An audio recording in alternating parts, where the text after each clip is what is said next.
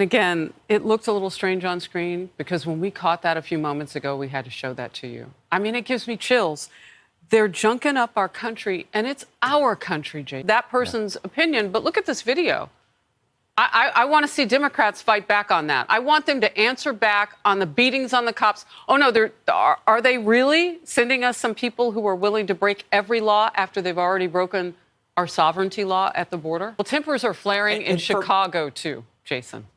So let's move there because, as you've often said, this migrates all on its own. People are fanning out all over the country. A Chicago City Council meeting that's going on right now, in fact, is all over massive illegal immigrant crisis in that sanctuary city. People who live there as American citizens are furious over the millions of dollars in resources going to the illegals, who so many communities there are in need. They need those resources. The video is going to look a little strange because we just took this. It's going on right now. So it's a Zoom, and you'll see the countdown a little bit. But just listen to the words. Out of our communities because they don't deserve to be there. Downtown has 3 to 4 illegal families on every block begging for work and selling Kit Kat bars after $1 billion was spent on them. Where is that money? Where is the money for the South Side and the West Side communities? Not another dollar for the illegals. If the crisis is so bad, the city council members who are so concerned should donate their salaries to the cause like a real public servant should. That's from a recent, yesterday it was breaking live during this hour. That's from that city council meeting. And we couldn't see everybody, but we played it for you anyway. Now we have so much more of it to play. Now, I know a whole lot of people who don't believe that this crisis is as bad as it is. As a matter of fact, they're being told, from CNN and MSNBC and other news networks or comedians, Jimmy Kimmel and you name it. There's so many others who are presenting a certain other way of looking at it because they're told that this is what we need for people to see. And these numbers are not resonating yet. People don't really, truly get it yet. They don't understand how we are all being taken advantage of. Shout out to U.S. Immigration News for presenting this information right here. But we're going to continue, man. We're going to hurt y'all feelings so we can have these conversations because conversations have to be uncomfortable in order for us to make some change. Illinois has spent more than $1 billion of Chicago tax money already on the people who are there. $1 billion. So the Illinois governor thinks he has the answer to it all. He's blaming Texas. Abbott willfully planned the arrival of these individuals in locations and at times that would engender the maximum chaos for the city of Chicago. Think about that the next time a politician from Texas wants to lecture you about being a good Christian. They shouldn't leave it to the governor of Texas, who has no goal but to sow chaos and destruction. Good morning to my black people here. This is disgraceful.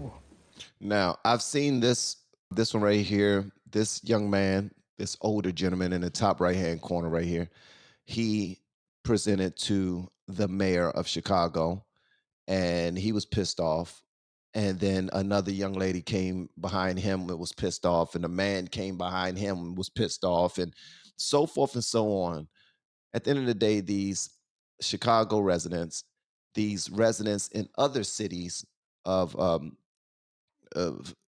what you call it, sanctuary cities, they are completely done with it all because at first they thought they were safe, and that's y'all fault because y'all voted for it. And listen, thank you for your service, old guy. I really appreciate it, brother, but you voted for this. But we'll talk about that later. This is Black History Month, and I see some of our beautiful ladies having on these African garments. You don't show your blackness by how you dress. You show your blackness by how you vote. And some of you voted for sanctuary. If anybody needs sanctuary, black people need it. Now this, over here, they very disrespectful. Michelle Harris and all of them just talking while I'm talking. They are part of the problem. The black people have issues because you have poor black leadership. And Reverend Wu got somebody up here praying for us. Just pray your way off this plantation. Pray your way into reparation. This is disgraceful. No boycott, no black, empty seats of black people. When it was packed with these illegal immigrants and packed with these white Jews and white Arabs. Where are the black people? The ancestors hate you. What it must be like in that state of Texas on a daily basis where people are arriving. Our president, President Biden, has not done enough. He has not done enough to secure the borders. He has not done enough to go in and propose some legislation that he can push forth himself to change this situation. And I'm telling you, we're so angry here in Chicago, which has been a Democratic stronghold for most of its eternity. This year, we're working to turn Chicago red.